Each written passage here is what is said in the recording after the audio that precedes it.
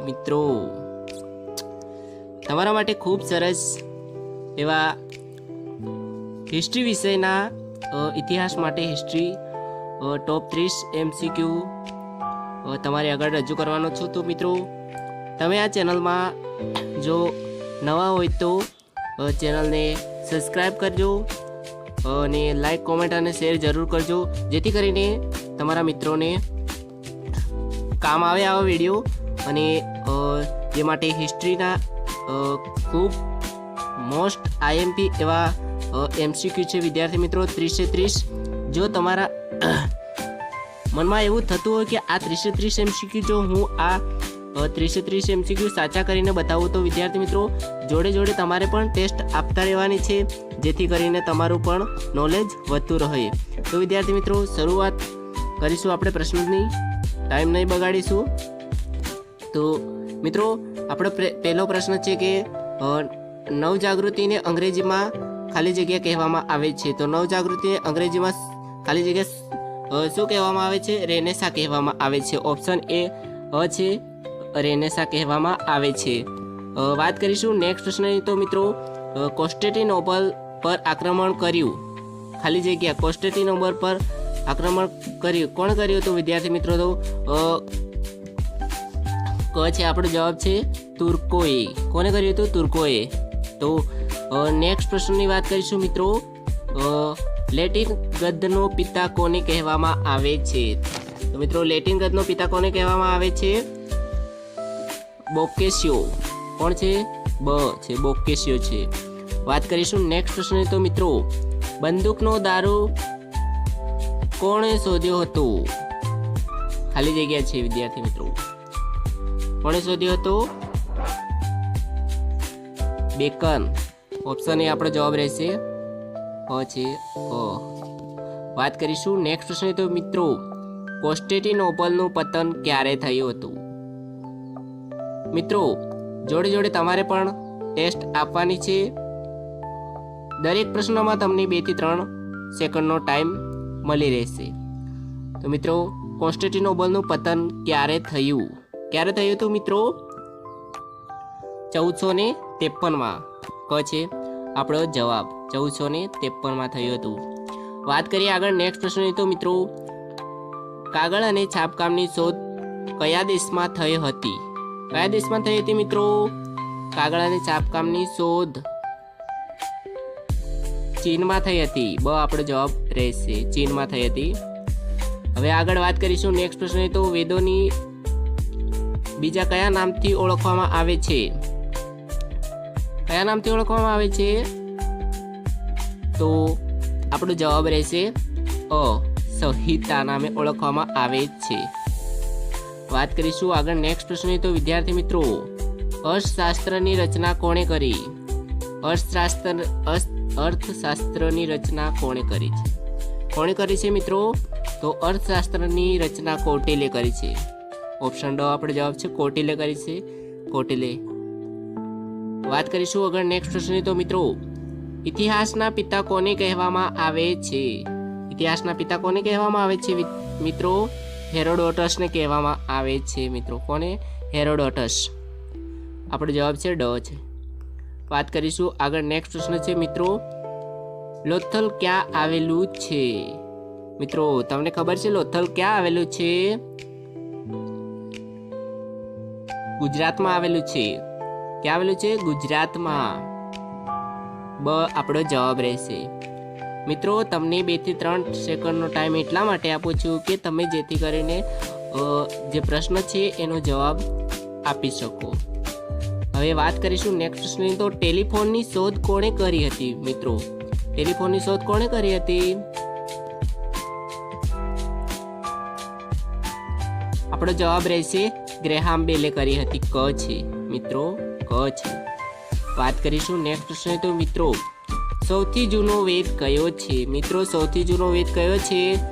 આપણા વેદો કેટલા છે? 4 છે, એમાંથી સૌથી જૂનો હોય તો તે કયો છે? ઋગ્વેદ છે। ક આપણો જવાબ રહેશે। વાત કરીશું આગળ નેક્સ્ટ પ્રશ્ન। તો મિત્રો ભારત દેશની સૌપ્રથમ શોધ કોણે કરી હતી? ભારત દેશની સૌપ્રથમ શોધ કોણે કરી હતી મિત્રો? તો વાસ્કો દી ગામા. કોણ હતો? વાસ્કો દી ગામા હતો. વાસ્કો દી ગામાએ કરી હતી. વાત કરીશું આગળ નેક્સ્ટ પ્રશ્નની. તો મિત્રો ચંદબરદાએ કયો ગ્રંથ લખ્યો હતો? મિત્રો ચંદબરદાએ કયો ગ્રંથ લખ્યો હતો? તો પૃથ્વીરાજ રાસો લખ્યો હતો. કયો લખ્યો હતો? પૃથ્વીરાજ રાસો. બ આપણો જવાબ રહેશે. વાત કરીશું આગળ નેક્સ્ટ પ્રશ્નની. તો મિત્રો હડપ્પા નગર ક્યાં આવેલું છે? મોસ્ટ આઈએમપી અને તમને આવડે એવો જ છે મિત્રો. હડપ્પા નગર ક્યાં આવેલું છે? મોસ્ટ આઈએમપી છે હો મિત્રો. હડપ્પા નગર ક્યાં આવેલું છે? પંજાબમાં છે મિત્રો. ક્યાં છે? પંજાબ. વાત કરીશું આગળ નેક્સ્ટ પ્રશ્ન. તો મિત્રો હડપ્પા સંસ્કૃતિ એ કેવી સંસ્કૃતિ હતી? કેવી સંસ્કૃતિ હતી? ગ્રામ્ય સંસ્કૃતિ, નગરી સંસ્કૃતિ, શહેરી સંસ્કૃતિ અને વિદેશી સંસ્કૃતિ. તો કઈ હતી મિત્રો? તો શહેરી સંસ્કૃતિ હતી. હડપ્પા સંસ્કૃતિ કઈ હતી? શહેરી હતી. પરંતુ અહીંયા શું કહેવામાં આવ્યું છે કે હડપ્પા સંસ્કૃતિ એ કેવી સંસ્કૃતિ હતી? તો નગરીય સંસ્કૃતિ હતી મિત્રો. કઈ હતી? નગરીય સંસ્કૃતિ. નગરીય સંસ્કૃતિ આપણો જવાબ રહેશે. વાત કરીશું આગળ નેક્સ્ટ પ્રશ્ન. તો મિત્રો ઉપનિષદોની કુલ સંખ્યા કેટલી છે? મિત્રો તમને ખબર છે તો જવાબ જરૂર કોમેન્ટમાં જણાવજો. ઉપનિષદોની કુલ સંખ્યા કેટલી છે? તો મિત્રો 108 છે. ક આપણો જવાબ રહેશે. વાત કરીશું આગળ નેક્સ્ટ પ્રશ્ન. તો મિત્રો મોહેન્જો-દડોની શોધ કોણે કરી હતી? મોસ્ટ આઈએમપી અને ખૂબ સરળ એવો જવાબ છે મિત્રો. જો તમને આવડતો હોય તો જરૂર કોમેન્ટમાં જણાવજો અને સાથે સાથે તમારે ટેસ્ટ આપતા રહેવાની છે મિત્રો. તો મોહેન્જો-દડોની શોધ કોણે કરી છે વિદ્યાર્થી મિત્રો? કોણે કરી છે? રખાલદાસ બેનર્જી. કોણે કરી હતી? રખાલદાસ બેનર્જી. આપણો જવાબ રહેશે. વાત કરીશું આગળ નેક્સ્ટ પ્રશ્ન. તો વિદ્યાર્થી મિત્રો ભીમબેટકા ક્યાં આવેલું છે? ભીમબેટકા ક્યાં આવેલું છે મિત્રો? મધ્યપ્રદેશમાં આવેલું છે. ક્યાં આવેલું છે? મધ્યપ્રદેશ. મધ્યપ્રદેશમાં આવેલું છે મિત્રો. કન્ફ્યુઝ કરે એવો પ્રશ્ન છે આ. મધ્યપ્રદેશ, ઉત્તર પ્રદેશ, તમિલનાડુ, મહારાષ્ટ્ર છે ને મિત્રો. તો આપણો જવાબ રહેશે મધ્યપ્રદેશ. આગળ વાત કરીશું આપણે નેક્સ્ટ પ્રશ્ન છે મિત્રો ધોળાવીરાના પ્રાચીન ટીમ્બાની શોધ સૌપ્રથમ ક્યારે થઈ હતી? ધોળાવીરાના પ્રાચીન જે ટીમ્બા છે એની શોધ સૌપ્રથમ ક્યારે થઈ હતી મિત્રો? તો આપણો જવાબ રહેશે 1964 કમાં થઈ હતી મિત્રો. ક્યારે થઈ હતી? 1964માં થઈ હતી. ક જવાબ આપણો છે. વાત કરીશું આગળ નેક્સ્ટ પ્રશ્ન છે આપણો પ્રસિદ્ધ ગાયત્રી મંત્રનો ઉલ્લેખ કયા વેદમાં થયો છે મિત્રો? ગાયત્રી વેદનો જે ગાયત્રી મંત્ર છે તેનો ઉલ્લેખ કયા વેદમાં થયો છે? તો ગાયત્રી મંત્રનો ઉલ્લેખ ઋગ્વેદમાં થયો છે. ક્યારે થયો છે? ઋગ્વેદમાં. આપણો જવાબ છે ક છે મિત્રો. વાત કરીશું આગળ નેક્સ્ટ પ્રશ્ન છે આપણો વેદાંતો કેટલા છે મિત્રો? વેદાંતો કેટલા છે? આપણા વેદાંતો 6 છે મિત્રો. કેટલા છે? 6 છે. આગળ વાત કરીશું નેક્સ્ટ પ્રશ્નની. સૌપ્રથમ નવજાગૃતિની શોધ કયા દેશમાં થઈ? ઓ ખૂબ સરસ સવાલ છે કે સૌપ્રથમ નવજાગૃતિની શોધ કયા દેશમાં થઈ હતી મિત્રો? તમને ખબર છે નવજાગૃતિ કયા દેશમાં થઈ હતી? તો મિત્રો નવજાગૃતિની શરૂઆત યુરોપ દેશમાં થઈ હતી. કયા દેશમાં થઈ હતી? યુરોપમાં.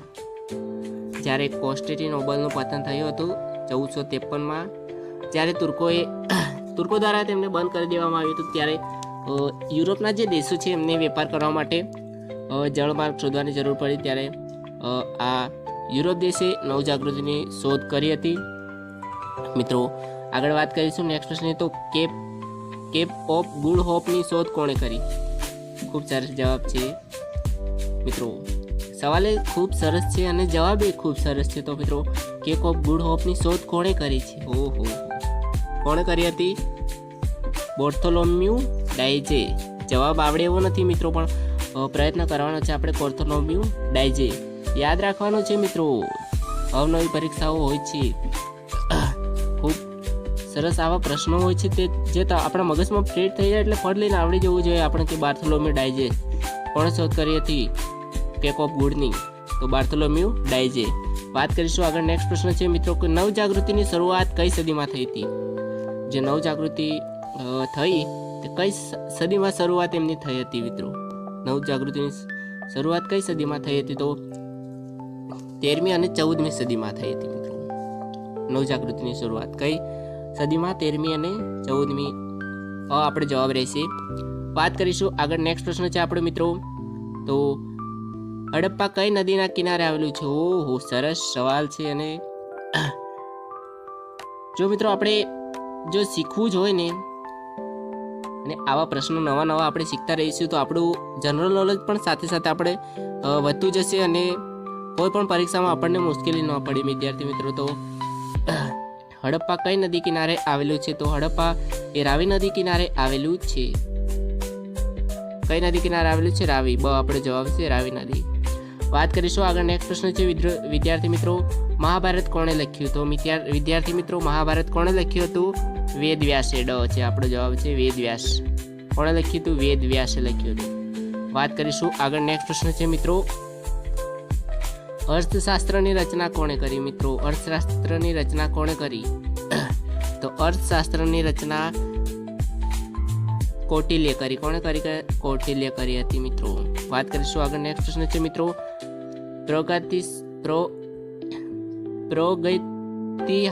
પ્રાગૈતિહાસિક યુગને કેટલા વિભાગોમાં વિભાજિત કરવામાં આવ્યું છે?